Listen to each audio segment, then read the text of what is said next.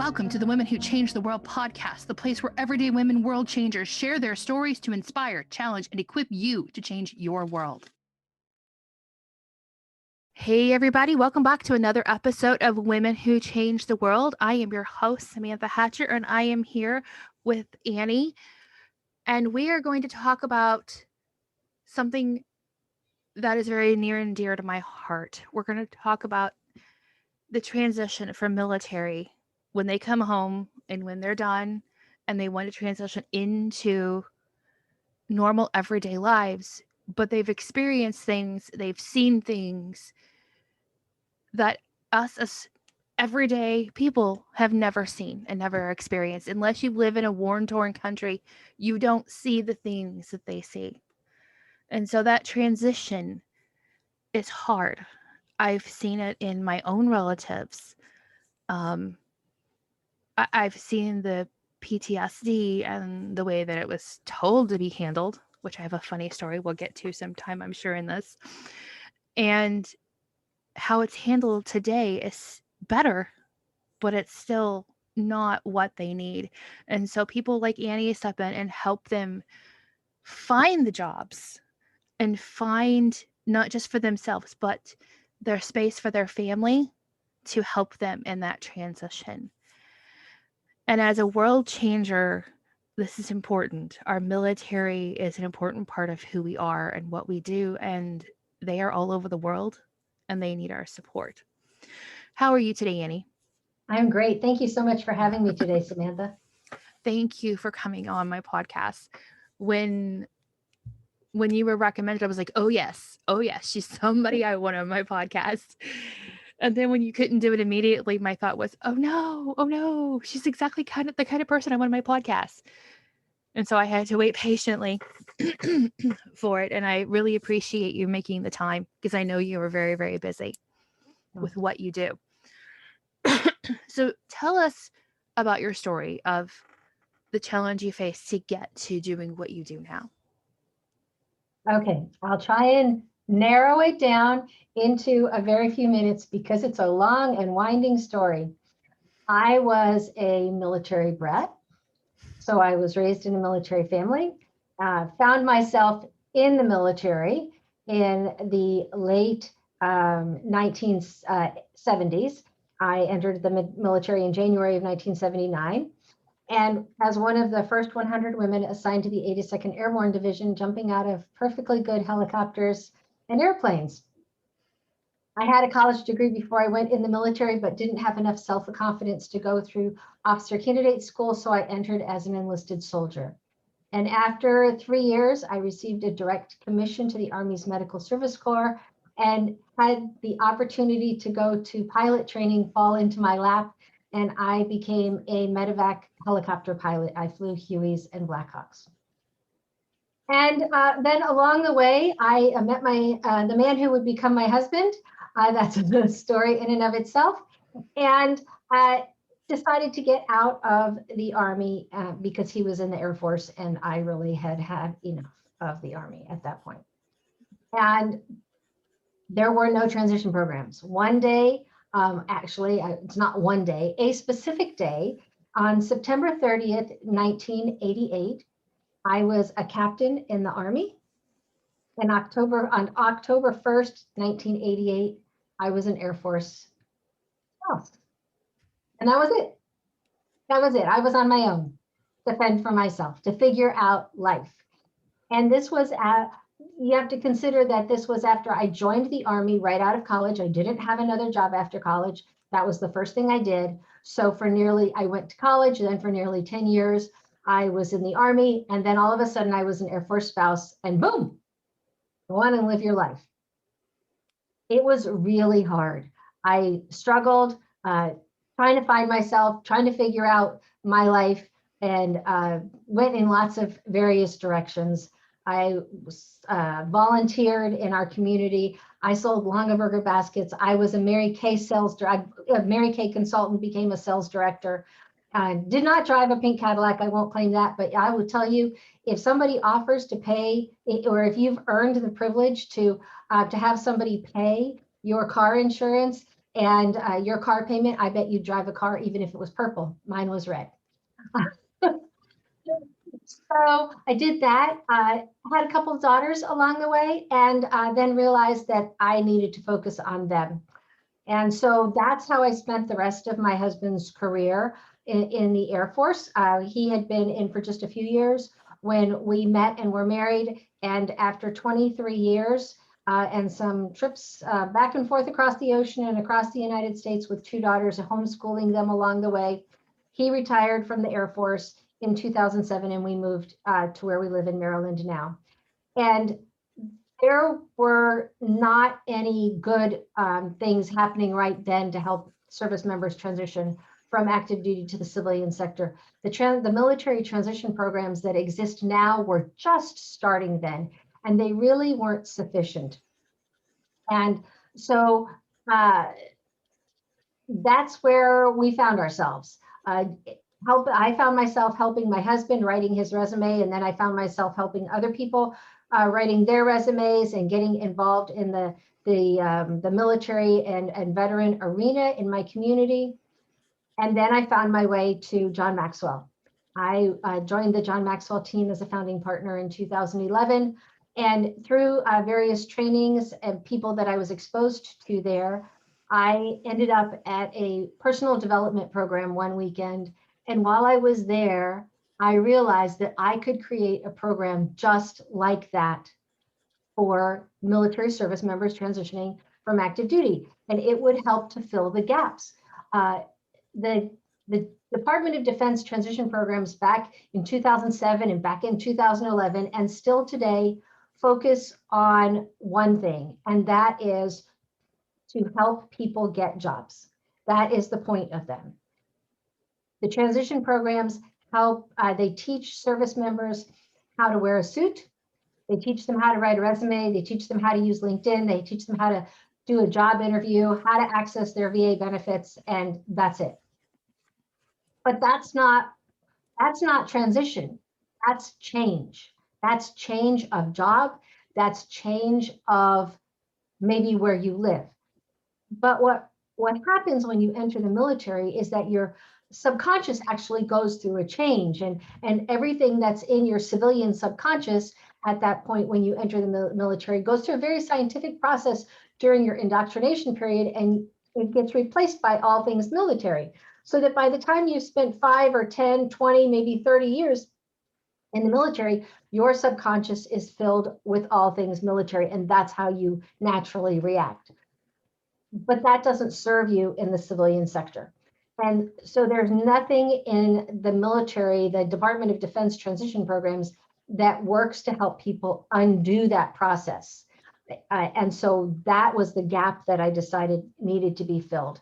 And so this weekend that I spent at the personal development session for myself, I created everything that we have today, or I should say nearly everything that we have today in changing focus, moving from we to me. And that was 5 years ago. And we're 3 years old this year. So there was a 2-year gap.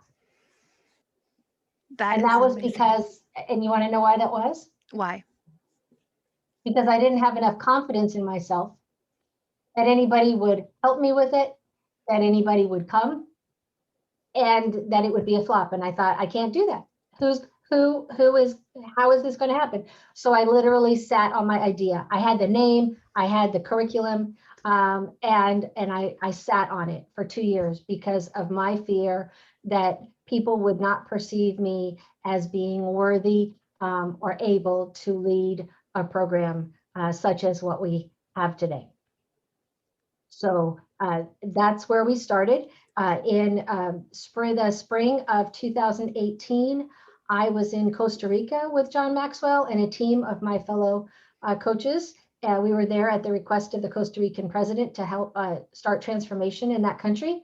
And one of my fellow coaches came up to me. I had talked to him about changing focus before, and he looked me dead in the eye and he said, "Annie, when are you going to start changing focus?" And I can only imagine that I had a deer in the headlights look. And I blurted out, "This summer." And that was the end of our discussion. And on the airplane back from Costa Rica to Baltimore, I remember sitting there thinking, wow, I really did it this time. You stuck your foot in it. Because I respected this person. I didn't want to let them down. So when I got back, I looked at my calendar, I picked some dates, I reached out to a couple of my fellow team members. I said, hey, this is what I want to do. If I pay for you to come to Baltimore, will you come and help me do this? And they said, sure, this is great. We're so glad you're going to do that. And so that's where we launched. I started doing a bunch of advertising, and we had, I think it was 11 people at our very first live session. And so from there, we did another session 6 months later at Hurlburt Field in Florida. We were invited there by a group commander. And then I arranged for us to be in the Washington, D.C. area for session number 3. Then we went to the Fayetteville area near Fort Bragg for session number 4. I lived there 3 times in my life, so I was comfortable with that area. And then I had some connections out in San Diego. And so we went and did a session in San Diego. So we went 5 places in just about 2 years and served 29 people and spent a lot of money. Doing in-person things is really expensive, as it turns out. My mother was gracious enough to tell me I could tap my inheritance early. So she has contributed to this program immensely. And we became a 501c3, so that at least helped with her contributions to us. And then other people have given us some small contributions along the way, for which I am infinitely grateful, because even a contribution of $5 tells me that you believe in what we're doing. And so, and then COVID hit. So we moved to the virtual arena. And since March, we jumped right into the virtual arena. And you probably don't know this. We play with Legos and we paint during our live sessions. And so people said, well, how are you going to do this? I said, I don't know, we'll do it. And so I gathered up everything that we needed, and I packed these supply boxes every month. And so in March, April, May, June, July, August, September, October, November, January, February, March, April, May, June. We're going on July. We've had a couple of months where we did 2 sessions. Cohort 22 is this weekend. And since COVID hit, we have expanded from those 5 places to over 30 states, 4 countries, and 3 continents. Wow. That's telling COVID where to go. And we cut our costs by 60%. That is amazing. So I'm a strong proponent of exactly what you are trying to show in this podcast, that if you have an idea, that if you put something to work behind it, it can happen. And my only 2 years, the first 2 years, is the people that we didn't touch. Because of what I hear from the people every month, I regret that I sat on it for 2 years, because there were people who needed us that we didn't serve. I joined John Maxwell back in August of last year. And there is the John Maxwell team, and there is something that I have learned in amazing ways. Some of the best people I've ever met have come from the John Maxwell team. There is a fire that nobody can see, because you're listening to this, but I can see her as she's talking. And there is a fire in her, and they push each other. And I'm sitting here going, yay, I'm getting coaching. Because what you're talking about, that unworthiness, is exactly where I am in my place in my coaching business, is feeling unworthy. Why would anybody listen to me? And then I think about all of my experience, and it's like, okay, I have experience. I have things to share. And you being willing to share from that vulnerable place is exactly what everybody needs to hear. Everybody who's listening to this needs to understand, yes, you're afraid. Yes, you think, why are they going to listen to me?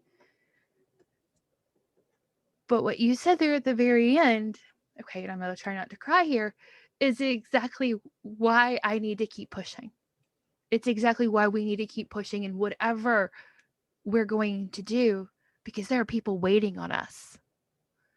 There are people waiting on us to show up. Okay, I need to change the subject so I don't keep crying.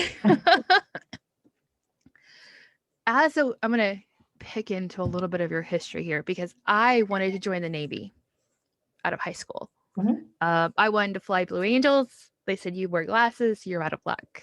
So I didn't join the Navy. But I was really, really good with numbers and coding. That's why they wanted me. What, as a medic, and I've heard horror stories from my husband's grandfather, who was a World War II. He delivered the mail behind the enemy lines. What was it like to see that trauma firsthand? Well, what I will tell you is that I was never deployed to a combat zone because I served from 1979 to 1988. So I didn't see wartime trauma as a medevac pilot. As a child, I saw wartime trauma because when my father retired from active duty in 1963, we moved from Fort Bragg, the first time that I lived there in my life, to just outside of Washington, D.C., where, because he was a student getting his master's and his PhD at the American University, and we got all our medical care at Walter Reed Medical Center. And so I saw the young men coming back from Vietnam.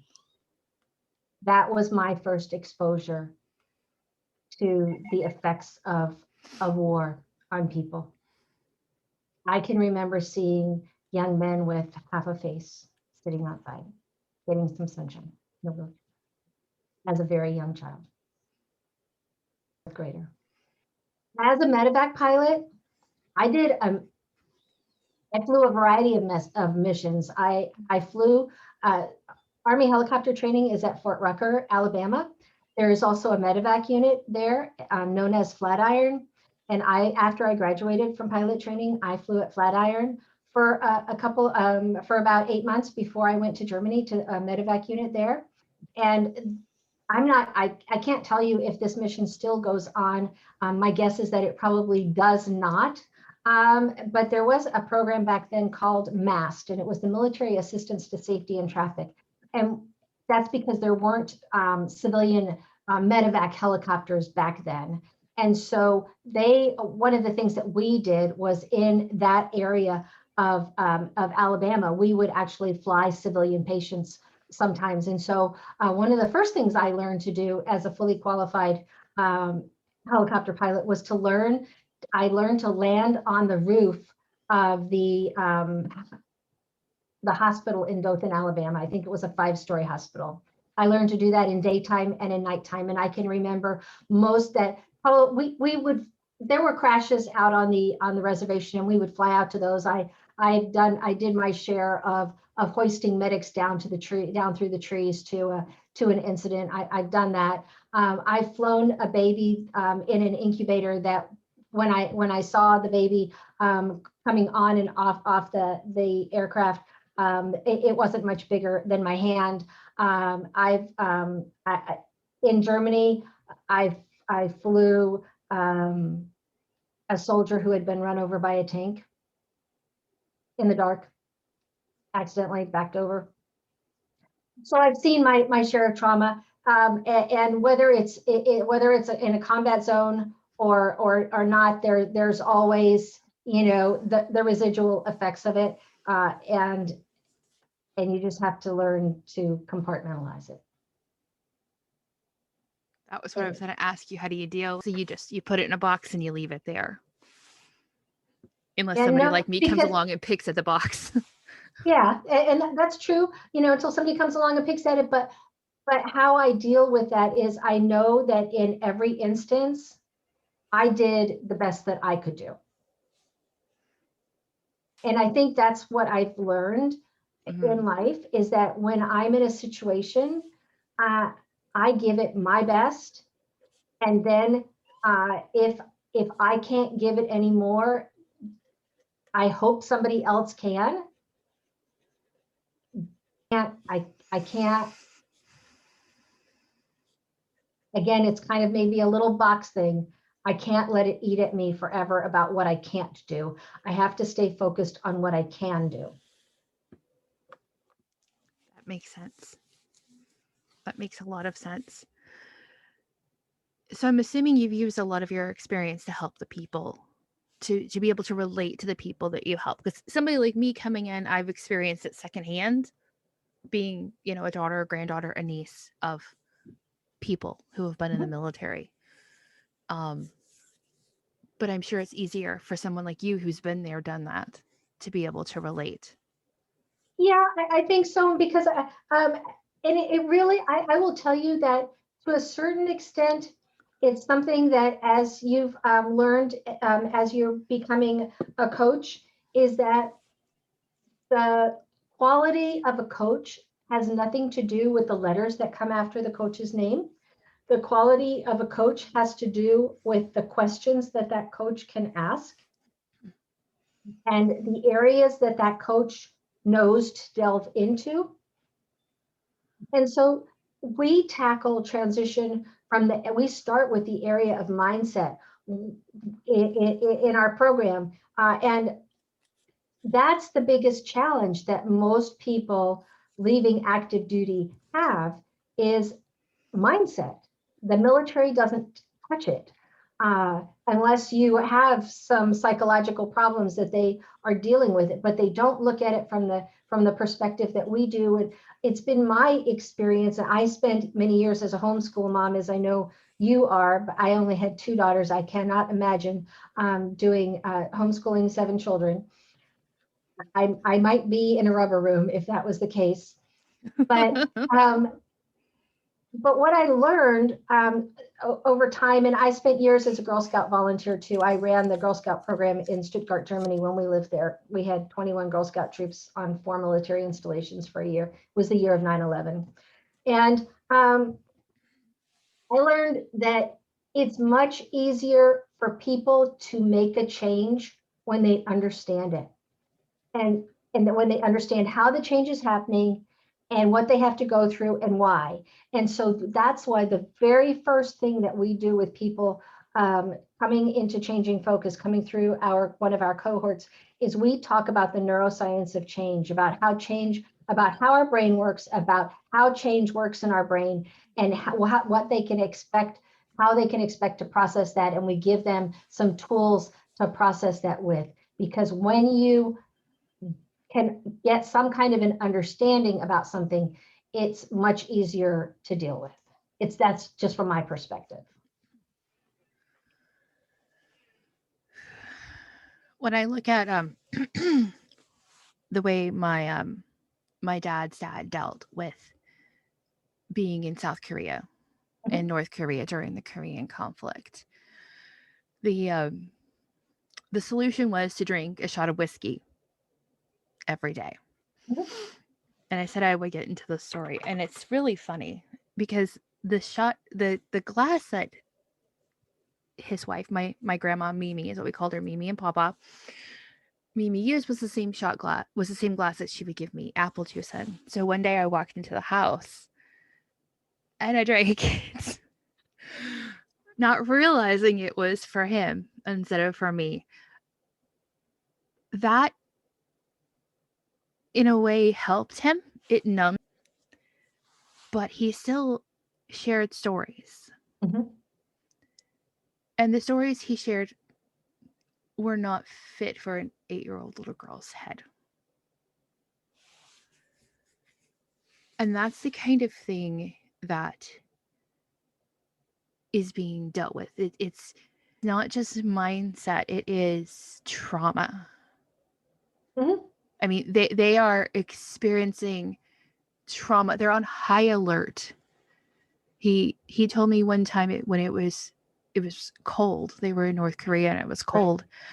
Right. And thankfully he wasn't on duty that night. So he jumped into a pile of tents and slept in the middle of it.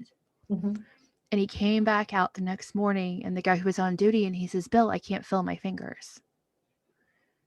And my grandpa grabbed his hand and broke one of his fingers off because of what had happened.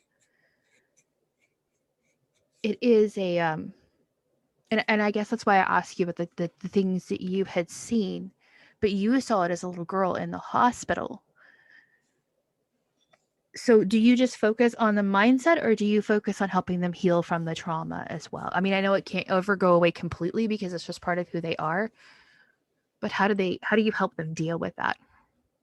What we do is we start the conversation, because transition is a process. We spend 24 hours over 4 days with people. And so we get them talking through a process, and there are organizations out there who are very much better equipped to deal with that kind of talking and processing than we are, because that's not where we focus. If somebody wants to talk about that, we will. But what we have found is that's kind of a separate issue for them. The biggest thing that people who are transitioning from active duty to civilian life are contemplating about is not the trauma that from where their PTS stems. And I prefer to call it PTS and not PTSD, because it's not a disorder, but it is a syndrome. So they're not focusing on that. That's a box for them, a separate box that they deal with through the right organizations and other groups. And so they are focused on, what am I going to do next? How am I going to put food on the table, a roof over my head, a roof over my family's head?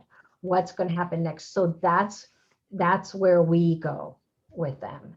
But interestingly enough, when I thought that we would, that the things that we talk about, the communications, we talk about, everybody who comes through Changing Focus does a communications assessment, and they learn how they communicate and how people perceive that, and they learn about purposeful living, and we talk to them about the financial things that have to do that go along with transition, because there are financial issues that they have to take into consideration, and we help them discover their individual purpose and create a vision statement, and we do all of that. And I thought that all of those things would be important for people to learn about. It turns out that one of the most important things that we have heard from our alumni, our tribe, as we call them, our family, really, as we call them, is that they find out that they're not alone. I can't tell you how many times I've heard that, is that I'm not alone anymore. That makes a lot of sense. That's why I have like the VFW and things like that. But people don't go to those anymore. Why don't they go to those anymore? Because they have become, over their lifetime, known as places where the primary activity is alcohol. And today's veterans and military retirees are trying to get away from that kind of atmosphere. So that's why you see programs like Team Rubicon, Team Red, White, and Blue, activities, the Iraq, Afghanistan Veterans Association, where they are focused, Sergeant Q and his tribe, they are focused on activities where veterans and military retirees do things together, but it's not in an alcohol-fueled situation. So they're helping them find other coping mechanisms. Yes. Instead of coping with it with alcohol. Hey everyone, I know that we are just getting started into this episode, but I had to cut the podcast episode in half to make 2 episodes because it was just too good to edit anything out. Be on the lookout, because part 2, I promise, is worth the wait.